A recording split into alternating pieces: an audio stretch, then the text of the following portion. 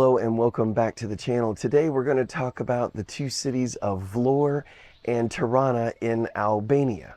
So my wife and I were very excited to travel to the city of Vlorë. It's right by the ocean and all the pictures we've ever seen of it have been beautiful. So we were just ready for this beautiful landscape, beautiful blue sea, everything we've seen online.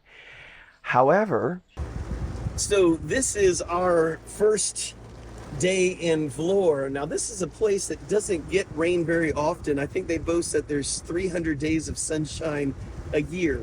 However, we're trying to get to our hotel. Let me show you what it looks like outside of our car window as we're stranded on the street. Here we go.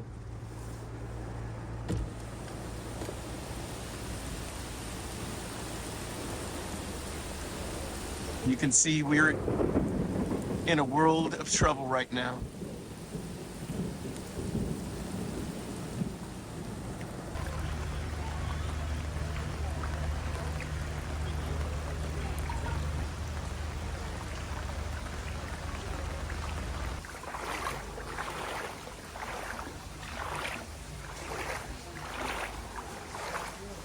So we ended up parking the car, and it's a really bad spot, probably the worst spot we could have parked it in.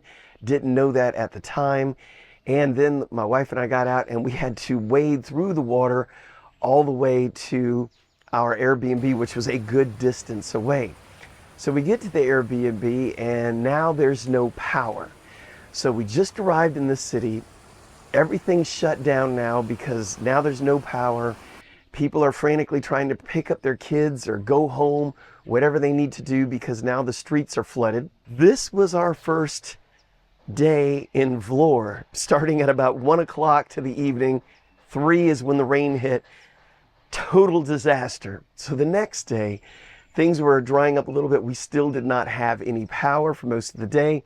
Had to check into another hotel that did have power, so that was good. And we were able to enjoy a little bit of Vlorë. Looking around, we got to explore the ocean side, which is the boardwalk area where all the tourists go, right there on the beautiful ocean. Of course, the ocean didn't look that great because of all the murky water from the big storm. But we did end up going to some really good restaurants while we were there. I liked Vlorë. Vlorë was actually our favorite city of all the ones we visited. Now, in the previous video, we visited 3 cities. We were in Durrës, we were in Shkodër, we were in Kruja. So this was the 4th city, Vlorë, and we like this one. Next one we're going to talk about is Tirana, but we like Vlorë the best. That's just our personal preference. Even though we had this torrential flooding, it was pretty much one of the most disastrous days for Vlorë. Anyway, love this place. You definitely got to check it out. There's a lot to do and see. Just hope that you don't end up with the same weather that we had. Now, some of the things we enjoyed seeing in Vlorë, we enjoyed walking around and seeing people in parks that were playing. There's older gentlemen crowded around playing cards, mostly dominoes, and there were a few chess games as well. Now, in the little bit of time that we drove, the traffic was pretty bad there. However, it's very drivable and very comparable to where we live in Thailand. So we didn't find the driving too difficult, again, like we found in every city that we've went to in Albania.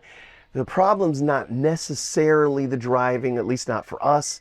What was the problem is parking. They just seem to have no parking anywhere. Double parking going on everywhere, the same things we've seen in other parts of Albania, which means if I was living there, I probably wouldn't want to have a car there, just simply because I would not want to have to struggle to find parking or to get parking and just have somebody double park behind me and me have to deal with those issues, because parking is an issue. Now, we did go to Tirana. That was our last stop, because after that we were going to catch our plane. So we were pretty excited about going to Tirana. We've heard a lot about it. Big city. We're not big city people. So that was definitely not our favorite place to be. Nothing wrong with the city. It's just busy. However, there's a lot of really nice things to do and see and buy and everything else. So we had a really good time. So we did go to the, I think it's pronounced Skanderbeg Square, which is like the main area that any tourist would want to go to. and we saw people playing live music there. We just basically got there and just kind of looked around and said, okay, that's great. But one of the things we really wanted to do was to just see the city in general. We stopped at a lot of restaurants, had a lot of great food. By the way, the Albanian food is fantastic. But let's just say you want something Italian or Greek, or you want something American or Mexican, which is actually one of the restaurants we went, was a Tex-Mex restaurant. I'm telling you, the service, the food, everything was spot on. Very professional people we dealt with there. Loved it.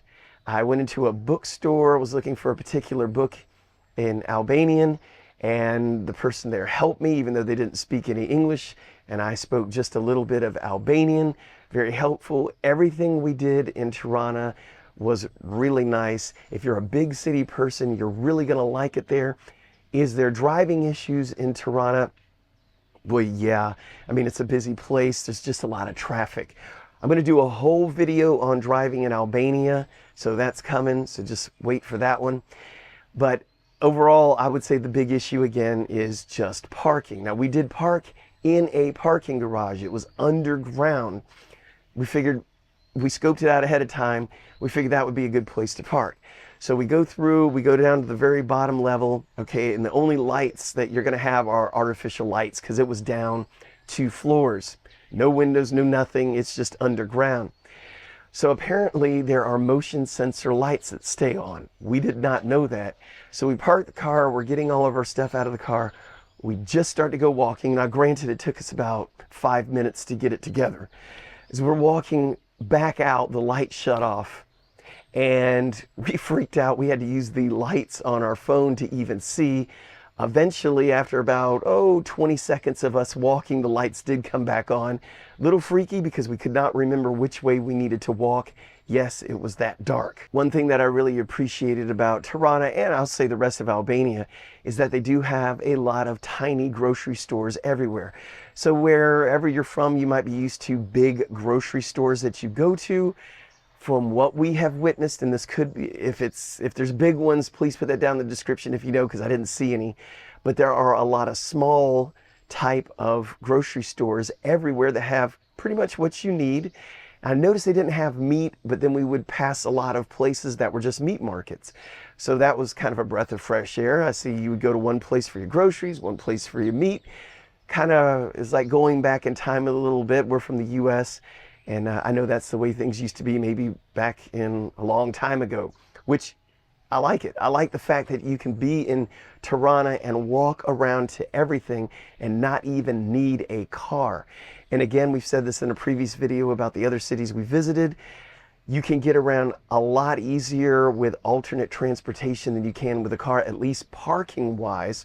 Things like bikes, e-bikes, and the e-scooters, the ones you stand up on. All those seem to work really well, and everything seems to be conducive to having one of these. So keep that in mind if you are planning on living in Tirana, actually, or anywhere in Albania. It seems to be a pretty good option as well. So that's all I have for you in this episode. If you like to give it a thumbs up, if you want to subscribe, we would be thrilled. We'd love to have you in the Narrowgate family. And if you feel so inclined, if this was helpful at all, buy us a coffee. There's a link down in the description. We would very much appreciate it. So thank you very much, and we will see you in the next video. And I'm going to say thank you in Albanian, which is Faleminderit.